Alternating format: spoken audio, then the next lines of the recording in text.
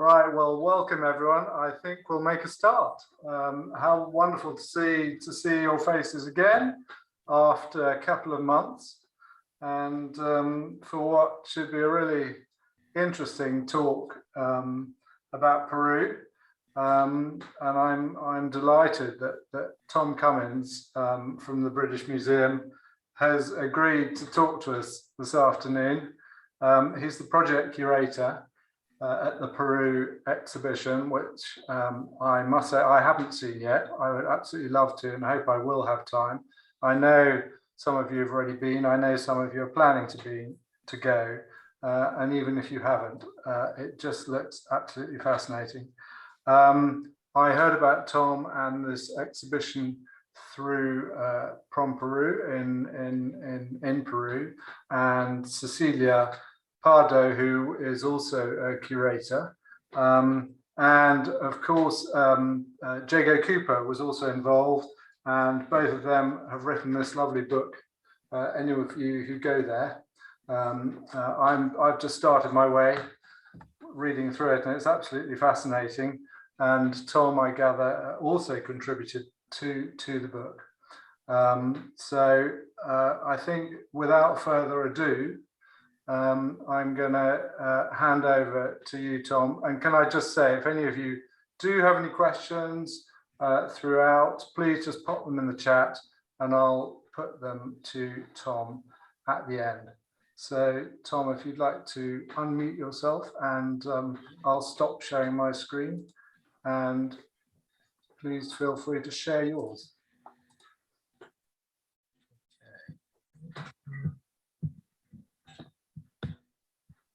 Okay, can everyone see that okay? Is that? Yeah. Thank you.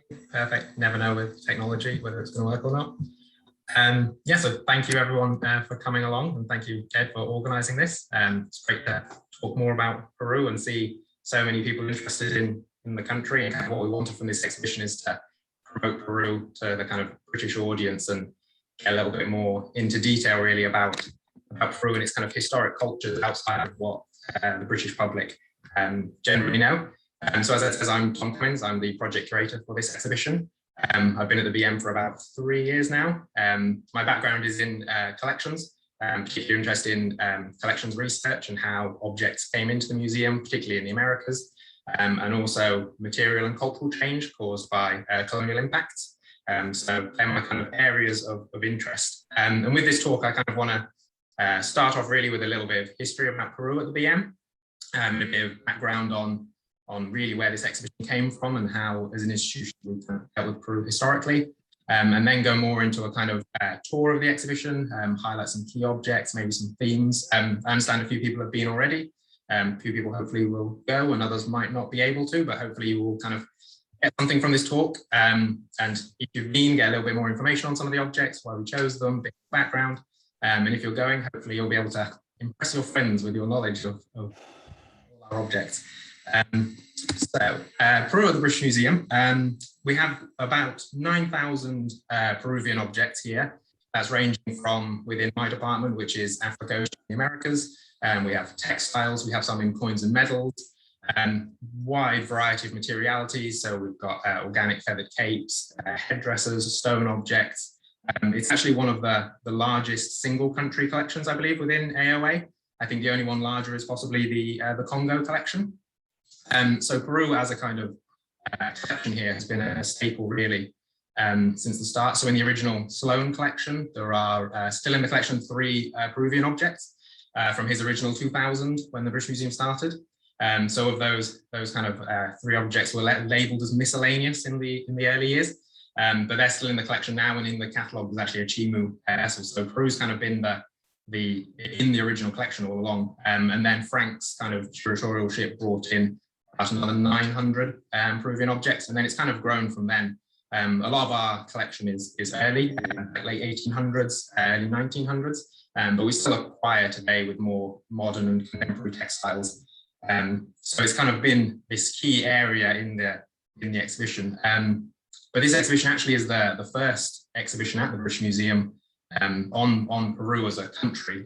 Back in the Museum of Mankind days, in about the 1970s, there was an exhibition on moche ceramic vessels and pottery. But outside of that, we actually haven't managed to explore the kind of Peruvian collection in an exhibition before. So a lot of the objects you'll see on display, this is their first time, and a lot of them it's kind of being able to bring them out of the collection and show them off. Also, as you might be aware, the British Museum, we don't actually have a permanent South America gallery. So we've got a few objects in the Welcome Gallery and a few in the Enlightenment Gallery. But this was really an opportunity to kind of highlight these objects and hopefully get a bit more kind of publicity towards Peru. So a bit of background really on the exhibition, how we kind of conceived it. So it's been quite a long time in the making, about 5 years or so of planning. So I've actually been on the project for about a year, but there's been a lot of build up, really coming from the idea of hopefully getting more South American things into the permanent collection, the permanent displays. So when we first started doing this exhibition, we did a lot of focus groups to understand where we were aiming for with the British public. We really weren't quite sure where this, what the knowledge range was. It's quite limited, generally speaking. Most people know about Machu Picchu, such as the video here. The Inca obviously come up quite a lot. Paddington Bear was mentioned an awful lot. So this was kind of the sort of area that we were really working with. And one thing we want to do is bring more cultures into life, particularly the pre-Inca. Like the Inca only lasted just over 100 years. So in the span of Peruvian history, they're a relatively small area, even though they achieved some pretty monumental things. So we really want to kind of build this knowledge of Peru, highlight these cultures, and bring them to the public forefront. It's obviously not on the national curriculum, so it's generally kind of not known in school level. So also getting kids interested in Peruvian history. I know it's not something that is talked about a lot, South American history. So it's really good, I think, to have this kind of big exhibition at the British Museum and be able to bring it to the public. So with this, we worked with about 8 museums in Peru. We collaborated with the Museo de Lima, who are our kind of sister organization in Peru, who helped us with a lot of, lent some objects to us and helped us dealing with the Ministry of Culture and things, and obviously sponsored by From Peru. So without both those and all our lenders, it would have been almost impossible, especially during COVID. So it's been a real collaborative effort, particularly if you see in the catalogue. We managed to get some really, really good kind of academics in from Peru and really multicultural. So it's been a great project to work on and kind of bring forward. So as I said, we want to bring a bit more information of pre-Incan cultures, preferably. So we picked these kind of 6 highlight cultures. Obviously, with an exhibition space, you're limited by your geographical surroundings. Within fitting a whole country into one area is surprisingly hard. So we kind of had to pick cultures that we want to highlight and bring to the exhibition. And one way we wanted to do this is obviously for the objects, but also with digital media and kind of this immersion experience. So the exhibition itself is designed to start with environments and landscapes and then go into the kind of cultural elements. So when we were putting this together, we tried to pick these key kind of themes that would run through the exhibition, and because of covering such a vast area of history and variety of cultures, it was important to have this unity within it. And one way that we want to do this was with time. So we want to play around with this aspect of time. So the Andean concept of time is generally cyclical compared to the Western, which is linear. So in Western perspectives, we have the earliest, middle, past, future, present. In Andean societies, it's more of a past, future, and present. So can be at the same time around people, objects, and places. So, for example, we have the example here of mummy bundles and ancestors worship and being brought out. The fact that they're not dead necessarily, you can bring them out in the present to ask for help in the future. So it's quite a different perspective to what I think we have in the West. It's quite hard to explain. Jago explains it in the catalogue far better than I just did then. So yeah, so this was one of our themes. And also, so although the exhibition is linearly designed, we go through cultures in their dates. We have these contemporary perspectives that come up in the exhibition, which I will go into later in a bit more detail. And then the other theme we wanted was landscapes and extraordinary environments. So Peru, as if any of you have been to Peru, will know it's a very varied landscape. I think there's about 80 life zones in Peru out of the possible 116 in the world. So massive variety of environments. You've got these very arid deserts. You've got the rich Humboldt Current along the coast. And obviously you go up into the highlands and into the mountains, and then you go down into the Amazon. So we want to explore how the cultures mute my audio adapted and thrived in these really challenging environments, and really how they kind of, the culture shaped the environment shapes the culture. So I really want to kind of throw, and also because of COVID, we kind of a little bit want to make it as if you were going to Peru, necessarily going to Peru. So if you go to the exhibition, we use large landscapes on the back wall. We use like these kind of digital media videos, really to kind of get people immersed in the culture and experience the objects almost as if they were still in situ, which I think is really important and quite an interesting way of engaging with objects. I think objects alone often get a bit, not desensitized, but I think once you see them in their context is really important. And obviously with these incredible landscapes and environments, it was really a good opportunity to use that to our advantage. There you go. And then, okay, there you go. And then also we see these environments really reflected in objects produced by these cultures. So we have a very diverse materiality within the exhibition. So we have, for example, this Inca feathered tunic made from macaw feathers from the Amazon. We have this Nazca bowl depicting fish from the rich Humboldt Current. So a lot of the cultures are fishing cultures. So the Humboldt Current that runs along the west coast of Peru is providing for cultural growth. So you see fish a lot depicted. And we have this llama or camelid from the highlands. So although Peru doesn't have a pre-contact writing system, you see this environment and things that are important to them reflected in their objects and in their materiality. So the objects are almost a way of seeing what's important and seeing the kind of iconography that's used, and such as the fish depictions. And so, yeah, so in the exhibition, we had a lot of variety. So we've got the metals and the textiles and everything. And it really utilized all these different elements and variety of materials to show a kind of culture in object form. And just for one example, like this Chancay Inca painted tunic, which has almost all three of the kind of environments in one object. So at the top, you have that painted design is feathers from the Amazon. And then these circles you have almost as mountain lagoons. And then on the bottom, you have the waves of the Pacific Ocean. So that's almost those three life zones all incorporated into one object. Probably a ceremonial tunic. And what's actually quite interesting about this object is when preparing it, conservation noticed actually has human hair woven in through it. Unfortunately, because we haven't had much time to look into it, we're hoping to do a little bit of research afterwards on it and find out whether that's deliberate or whether it kind of happened over time. But one of the couriers who came over from Peru said they have one similar in their museum that has human hair woven into it. So it seems like it's a possible practice. So that's one thing as well as exhibitions allow us to connect objects to other objects in museums and hopefully get a little bit more in the future. As I said, with the first bit of the exhibition is kind of setting the scene for this environment and landscapes and how these cultures developed in that. And then on the journey in time, we start with the site of Chavín de Huántar and these early cultures within Peru. So these early cultures are where we start to see the first ceremonial centers start to pop up, or this unified iconography start coming through. So in this first section, we had objects from the Kusnike culture, from Kuntavasi, and this is where, the start of this civilization that has a unified religion or iconography starts from the more agricultural groups. So the site of Chavín is probably one of the better known of the early sites, and quite well researched. So a lot of the objects, particularly from Chavín, have this iconography of the Andean pantheon start to come out. So one thing we discussed in the exhibition was the use of the Andean pantheon, which is the feline, the bird, and the snake.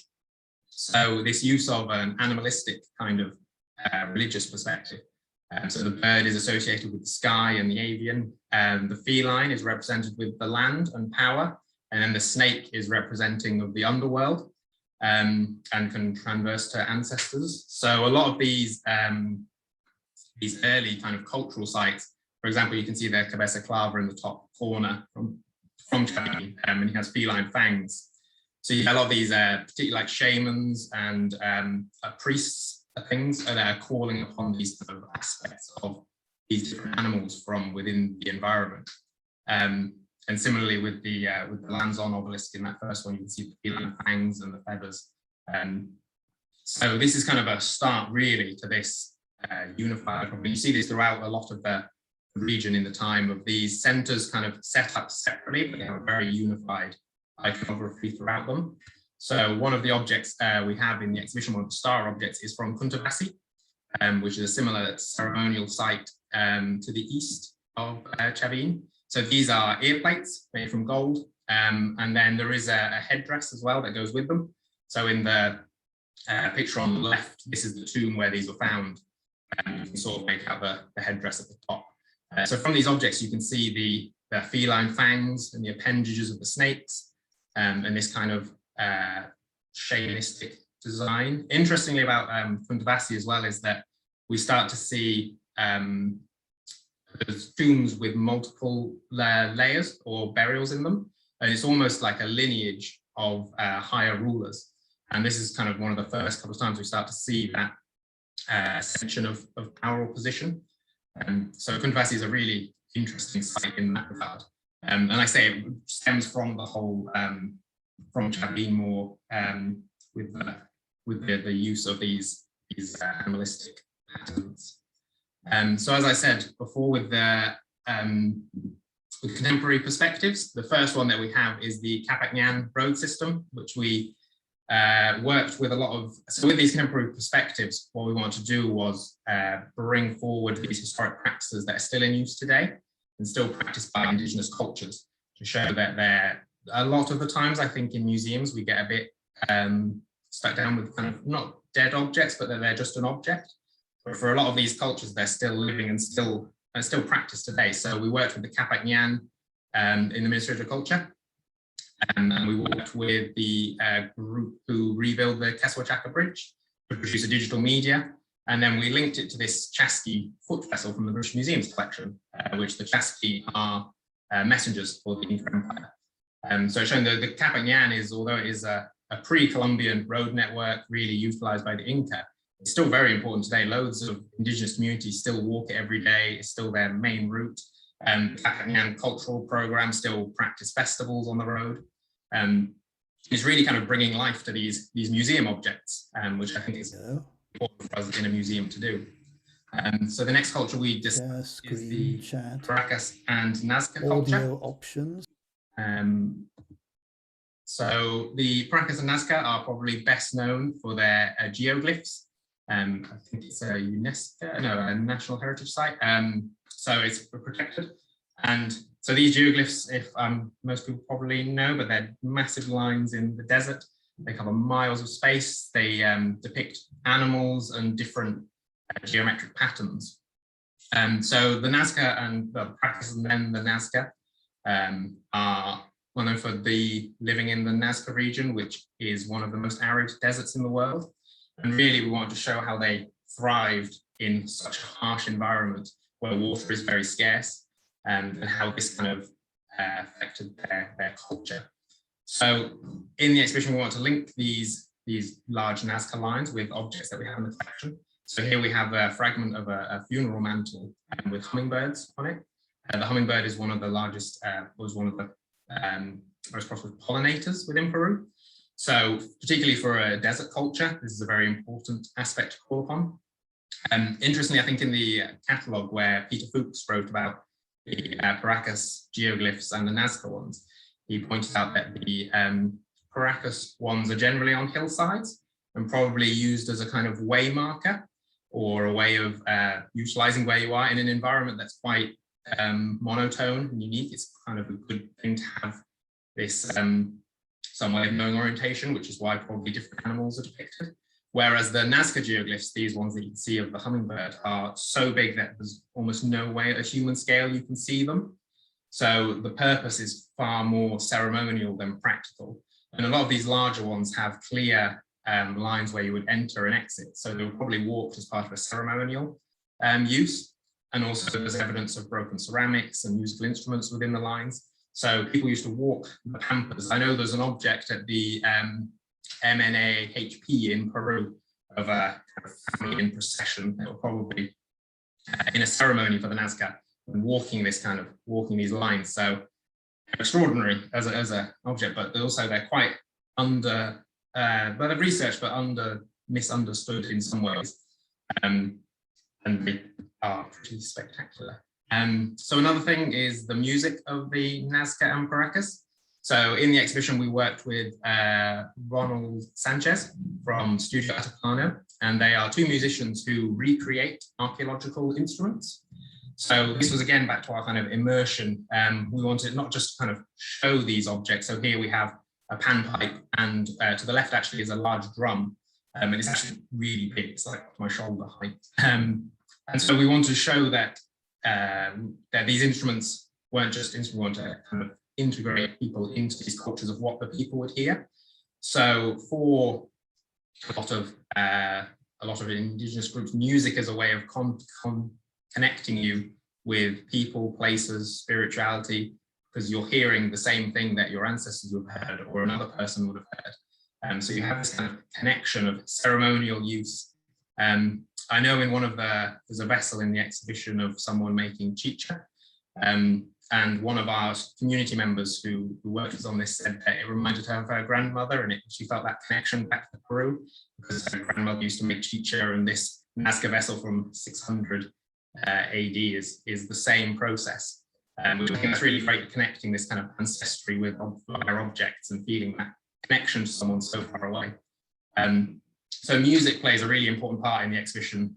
We try to create a kind of subtler soundtrack, but really kind of enveloping people in the cultures that they're experiencing in the same way. And also we touched upon in the Nazca section the use of mummy bundles. And so a lot of the larger textiles in Peruvian museums and in the British Museum come from mummy bundles due to their arid environment they came from.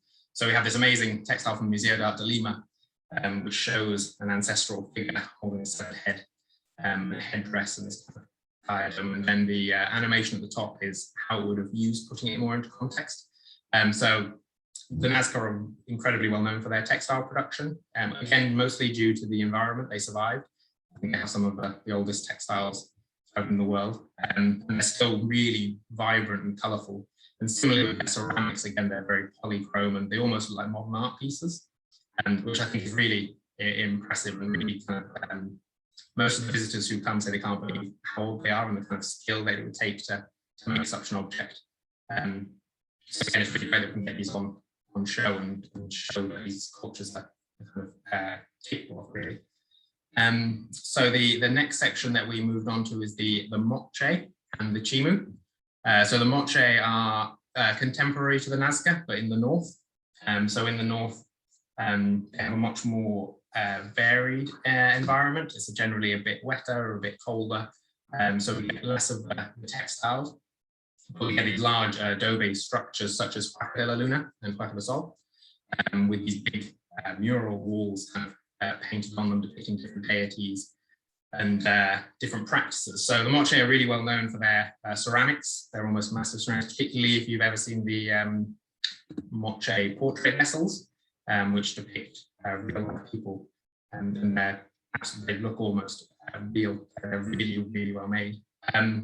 And the moche came from a period when the earlier ceremonial centres that I was talking about, as they started to go into decline, more people started to emigrate around. And although there's little archaeological evidence of warfare, it's a very common theme in moche iconography. So here we have this vessel of a warrior from the British Museum's collection. And then the mural wall behind is from Huaca de la Luna. And on the bottom row, you can see warriors carrying these victory bundles. And this warfare is something we discuss in the exhibition, as the moche's interpretation of warfare is quite different to a European aspect. It's much more ritualistic, smaller one-on-one combat. We have a lot of rollout drawings, where generally instead of like an army doing battle, it's one-on-one. And generally then prisoners are being taken. So prisoners taking is a very common aspect and theme. And again, in the exhibition, we have a lot of vessels of officers being offered for prisoners. And again, this kind of ceremonial aspect of warfare, and almost in everything, like music, warfare, throughout these cultures, there's this kind of religious and ceremonial aspect that really stem back from those early cultures and influence even further down the line. You still see this repetition of this sort of pattern.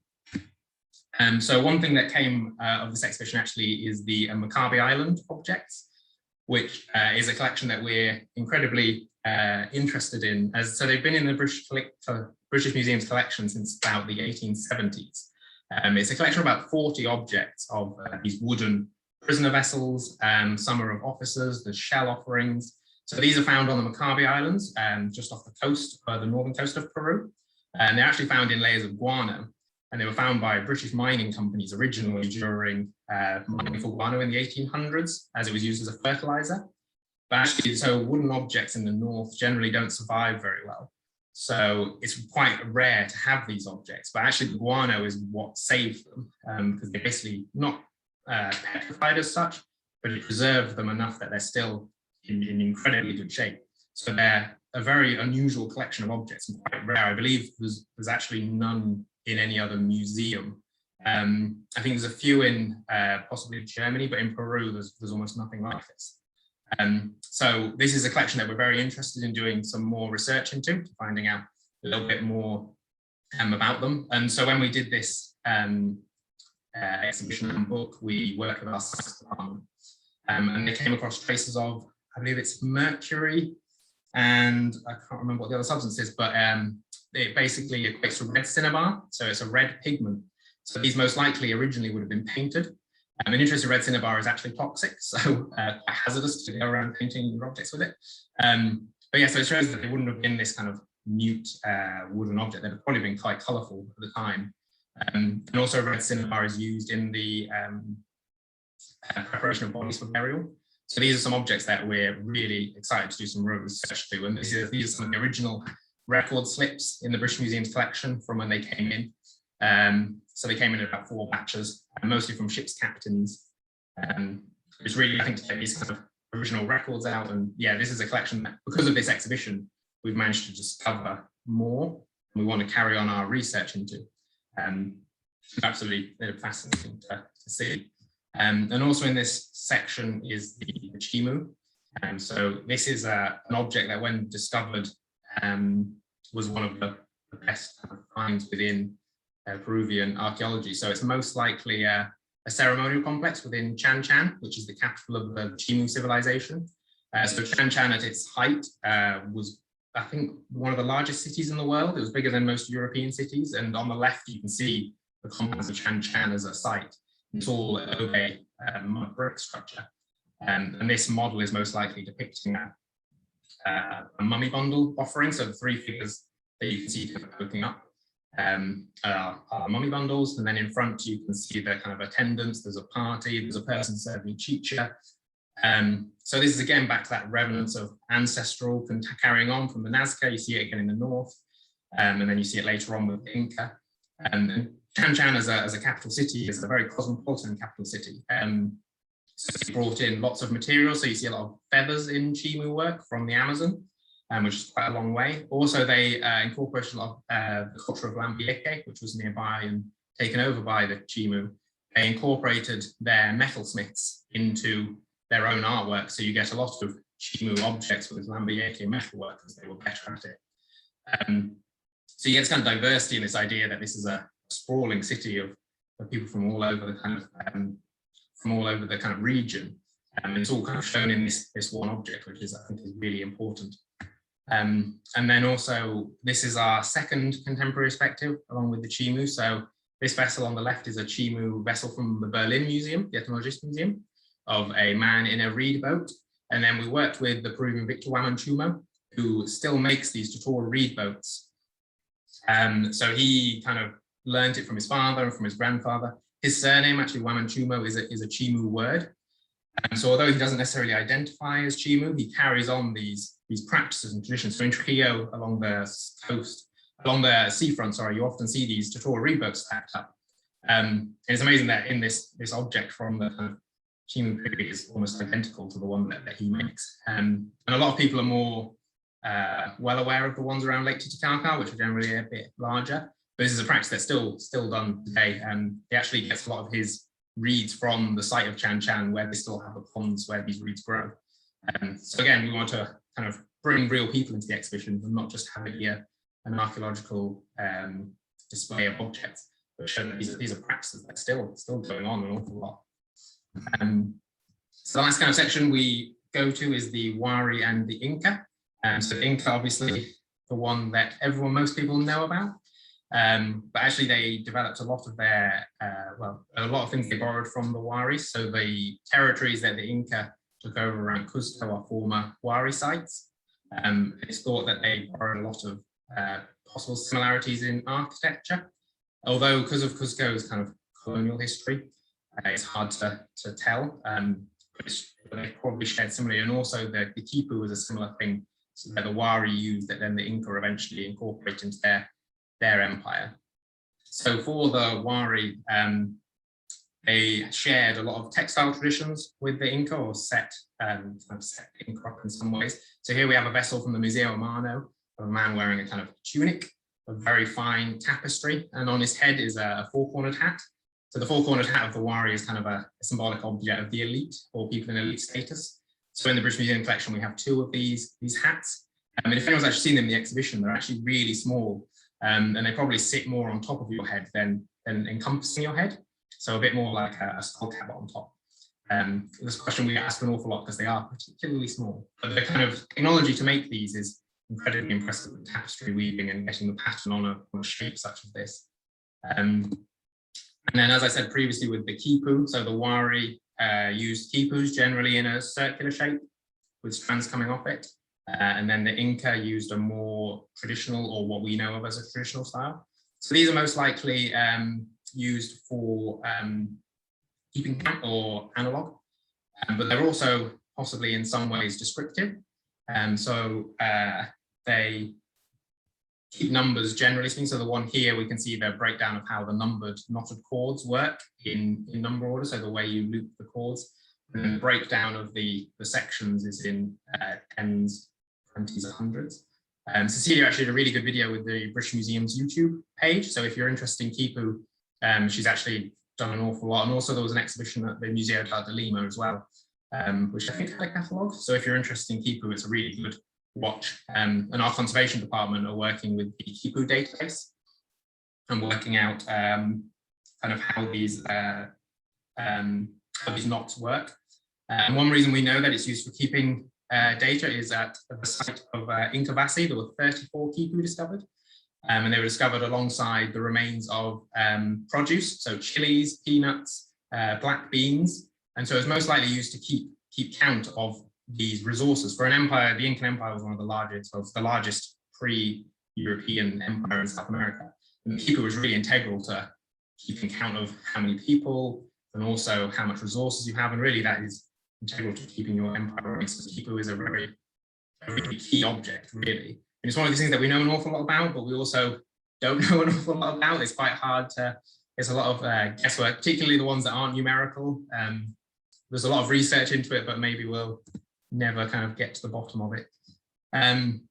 So we go into the colonial aspect. So this is an area that I'm particularly interested in, is the colonial adaptation of indigenous or Inca practices or Peruvian practices.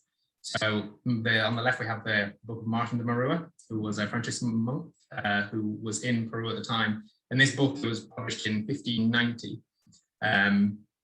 And it's a depiction of the Inca and their lineage, and it has the wives and the different kind of practices within the Incan Empire. So here we have Atahualpa meeting Pizarro on the left.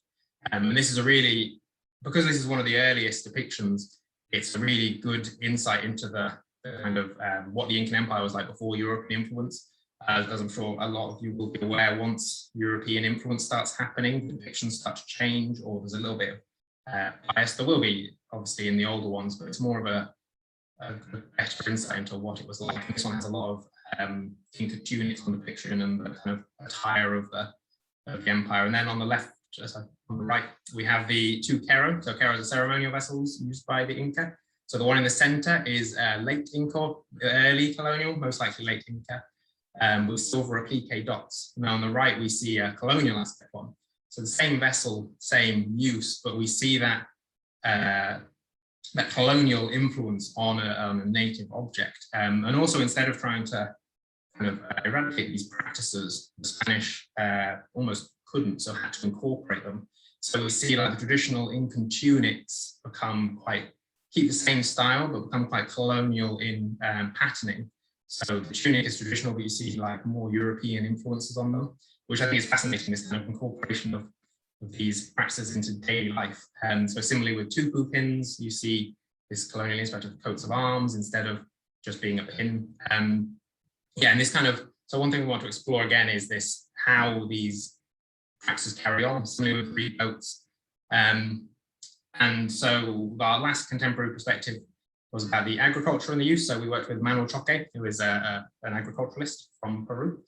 So he learned a lot of his things from his family, who still practiced a lot of pre-Hispanic crop rotation, and how using different indigenous produce complementary to each other in degradation to soil actually produces more crops rather than the general Western perspective of overusing soil or taking the nutrients out.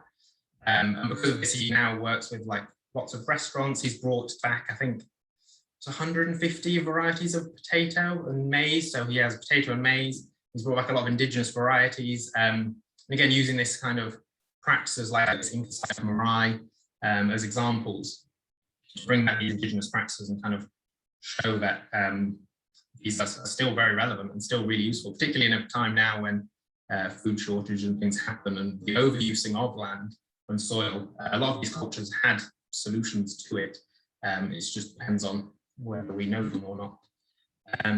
So this was where Manuel's fields are up in the house. This is one of his potato fields. So when we did this exhibition, we worked with Alfonso Casabon, who's a filmmaker from Peru, and he filmed all our contemporary perspectives. So he actually, in a record time, went out and filmed all these people and did the interviews and things to produce this really great digital media in the exhibition, because we couldn't because of COVID. So it was a bit of a tough one. And then finally, we worked with Nilda Calanyaupa from the Centro Textiles de Cusco. So Nilda is a weaver, and she works with an NGO set up to bring back indigenous weaving practices. So she's a Quechua. She learned weaving from her mum and as a child, as a shepherd. And she realized a lot of these traditional practices were starting to die out. And so she kind of got together with different people within her community to try and resuscitate these things as natural dyes rather than these European kind of influenced dyes. And before the exhibition, we worked with them to produce this textile, which was specially made for the exhibition. So we sent her sent pictures of textiles within the British Museum's collection. So on the top left, you have a Wari inspired piece. On the top right, you have an Inca inspired section. Bottom left is inspired by the pattern from the poncho of San Martin. And then on the bottom right, you have this traditional, more modern pattern, all centered around the Quechua Chicana or the Southern Cross. And this was kind of their response to the exhibition. And this, again, the theory of time almost in an object. So textiles was a big part of the exhibition, time was a big part of the exhibition. So this was kind of incorporated more into one object, which now is going to be in the British Museum's collection permanently. So it's really great to get to work with these communities, and we produced lots of video of them making it. And it's a really, really great piece. Yeah, and that's my presentation. I hope you all enjoyed it and hopefully get to go to the exhibition at some point. If not, there's a tour online done by Jago and Cecilia, which is really good. So you can kind of go virtually, and there's lots of things on the BM's YouTube page if you want to learn a little bit more about some of the objects in the exhibition or our collection. Thank you very much, Tom. That's absolutely fascinating, and it just reminds me how complex the history of Peru, what variety, and what you said right at the beginning about the Inca only really being 100 years of Peruvian history just sums it up, doesn't it? quipus have always fascinated me, and I wonder whether they'll ever be decoded. Like the we'll never know. Yeah. The stela in Guatemala, we got there in the end. Exactly, yeah, it might take a few more years, but yes. And I think today, with a chef daughter, I mean, every new ingredient she uses seems to come from Peru. So it's definitely not just potatoes, is it? No, definitely not. So yeah, absolutely fascinating. Thank you so much. And sorry if I spoke too quickly. No, I think the audio camera went a little bit, but I think we got the gist of it. I actually can't see any questions in the chat. So well, here is one straight away. David asks, are there any written records from Inca or pre-Inca civilizations? Written, not as a European sense of written. So there's some early manuscripts that are written by people who are half native, half Spanish. I can't remember the name of it off the top of my head, I do apologize. But there are some of those which are written sort of from a text, but obviously colonization slightly started happening by that point. So with no context at all, there's no real written in a Western sense of written, which actually is why it makes a lot of this kind of much harder. The objects obviously show a little bit of this kind of culture, and the sites and things like that we can gain a lot from. There's a lot of Spanish records where they've documented speaking to indigenous people who were alive pre-contact, but obviously because it's written by Europeans, you're never quite sure about bias or whether it's accurate depictions. I mean, there's an awful lot of these things where it's misunderstood or possibly. So unfortunately, not I know of in that sense now. A really topical question has just popped up. Is there any movement in Peru to have their objects returned from European museums? Yeah. I know there was recently a repatriation of some American ones from the Museum of the American Indian. We haven't here at the British Museum. Like I say, we ran this exhibition from Peru, with the Peruvian government, and with a lot of institutions within Peru. So we haven't had any. It might be something that comes up in the future. I think we generally go more for like long-term loans. To be honest, a lot of the objects Peru have their own, or they have better ones than what we have. And they managed to, although a lot of things left for Europe in those kind of particularly in the late 1800s, a lot of things are still being found. So a lot of these museums are quite full of objects. I know Mali, for example, that big Nazca textile, they had an exhibition on the Nazca a few years back, and they had about 15 of them on display. So generally speaking, a lot of the kind of star objects as such from Peru are still in Peru. So although there is a large amount of Peruvian collections in Europe and etc., a lot of their museums have an awful lot of objects still, and really good ones, like really stunning objects. Yeah, it's always a topic of conversation within museums. I'm sure. And David asks, does the exhibition give an insight into post Inca culture, or is it very much the dates that you gave at the beginning? So the last kind of section we go into is so the chronological section is the Inca, and that kind of influence of the last kind of bit is the influence of colonization. We do have an enduring legacy, which we chose textiles for, which is where Nilda's piece came from. So in the slide, so the textile on the left is on display, and that's an Aymara shawl from the 1800s. So we want to show that one, and then we've also got, sorry, that's a Quechua shawl, and then there's an Aymara one alongside it in the exhibition. So really that kind of legacy section is on textiles. Because of working with Nilda, that was the thing. Because of space, we're quite limited as to what we could discuss. We'd love to have a much bigger one, hopefully in the future. If enough people say to the BM we want another Peru show, that'd be grand. But yeah, that is kind of our, we do have enduring legacy, but it's hard to discuss more than just those kind of the textiles that we have at the end. Great. And I'm going to finish. I made this the last question. Yeah. Mark, because it's one I'm very interested in as well.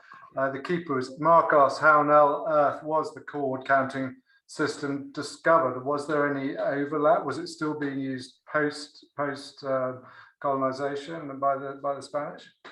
So yeah, so it was still used. So there's still some communities in Peru that still use the quipu, particularly in the highlands. They slightly changed, or because the original practices are necessarily lost, there's still some communities that still use them in varying ways. Because there's quite a few, it's quite hard to pin down what necessarily it was historically speaking. They were still in use when the Spanish arrived. There's lots of chroniclers' depictions of the Quipu keeper, or the head of the kind of that service within the Incan Empire. I'm not quite sure if there's a kind of written down description of what they were used for. I can't remember.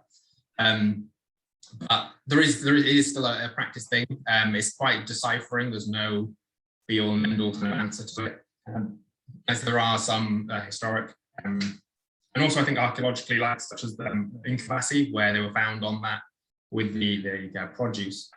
That gives a little bit of insight into, again, context is quite a really good thing to have in archaeology. So that lends itself to decipherment of what they're for. But there are some that are clearly not numerical and are clearly literal, and they're much harder to decipher. Unfortunately, it's not my area of expertise, but I would love to know how people do come up with deciphering them. Fantastic. Great. Well, Tom, thank you again so much. Right. On many levels, you stepped in relatively last minute. You've been entertaining. You have educated us all, and I hope lots of us will come and see you at the British Museum. And as it says on the screen there, it's on until the 20th of February. So thank you very much indeed. Thank you very much. Thank you for having me, and I hope you all enjoyed it.